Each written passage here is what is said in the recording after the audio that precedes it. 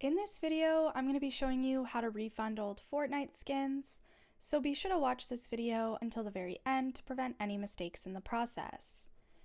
There are two methods that you can use. The first one is to go onto your profile and click on Settings and Settings once again. Now, there's going to be a lot of different options, and you're going to go to this right here, Account and Privacy, and recent purchases.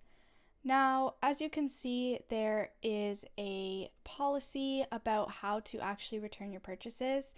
Each account actually gets 3 return tickets, and when you actually use those return tickets, you will not be able to do so anymore.